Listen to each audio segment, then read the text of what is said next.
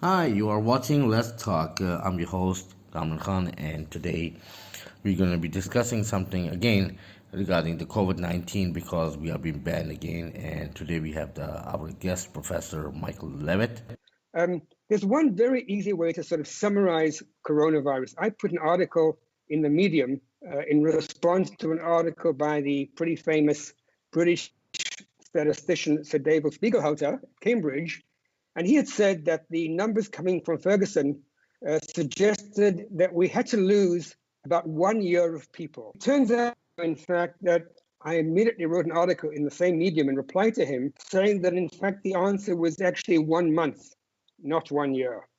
So basically, my feeling is, and it's being supported by the numbers, that the amount of excess death you need to reach saturation, I'm not going to call it herd immunity, where the virus by itself stops, is on the order of 4 weeks. I've become a huge fan of Twitter. I'd never used Twitter before. And for me, Twitter is the best discussion forum I have seen since I was a student at the Cambridge Laboratory of Molecular Biology, which is a 26 Nobel Prize winner lab, the best lab in the world. The Twitter discussion is phenomenal. And I'm getting documents from Italy showing that many of the COVID deaths were either dead before they were tested, or else they had up to 3 other conditions. So there's nothing wrong with this. People die for all sorts of reasons, but the news should be stressing this, and maybe they should be counting it as a 0.1 COVID death. Countries seem to be racing to have as many COVID deaths as they could. And this is a huge mistake. In the flu season, no one cares about these people. I mean, the total number of COVID deaths in Europe will be very similar to a severe flu season. And, this is serious. Flu is a serious disease, but maybe we should just shut down the economy during the flu season. I mean, we need people should have been made to understand it. Unfortunately, I think in Britain, they started out wanting to go for herd immunity without too much lockdown. There was then a scary paper, which is likely to be retracted, which influenced Italy as well.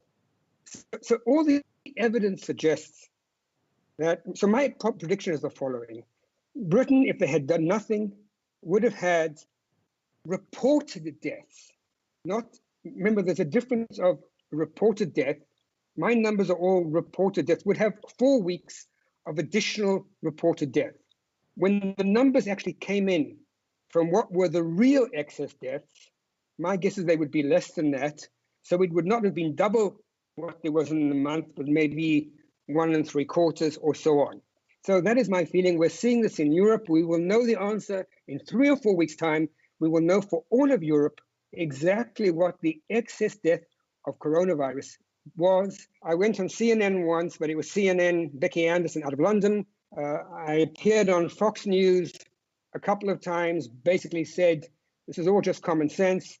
Because I appeared on Fox News, CNN wouldn't have me anymore. So basically, I have stayed very clear of things. I had one article in the Los Angeles Times, which did great. But since I was not saying things that were too extreme, none of the East Coast newspapers wanted me. They quoted me, but they wouldn't have me. Because I often go back and think about what Socrates said 2,400 years ago. Use your common sense instead of listening to the rhetoric of leaders. And we've become very influenced by that. I think also what should happen, and this is going to sound very strange to you, I think this is another foul up on the part of the baby boomers. I am a real baby boomer. I was born in 1947. I'm almost 73 years old.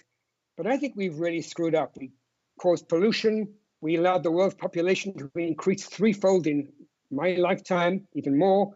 We've caused the problems of global warming. And now we've left your generation with a real mess in order to save a relatively small number of very old people. If I was a young person now, I would say, now you guys are going to pay for this.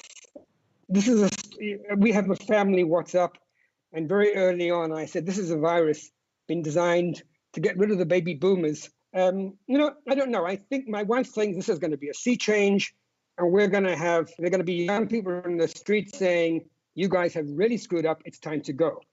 And I always joke with her and saying, well, at least I've made lots of friends among the young people. I'll be okay. But quite frankly, I've had a great life, and I'd much rather see young faces in front of me.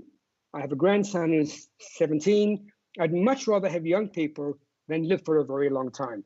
That said, I do have a mother who's 105 years old, living in London with my brother. She's in lockdown, and I talk to her by WhatsApp every single day or on FaceTime, and she's fine. She still uses her phone and so on. So, there's differences. But you guys should get out there and do something. Don't accept this anymore.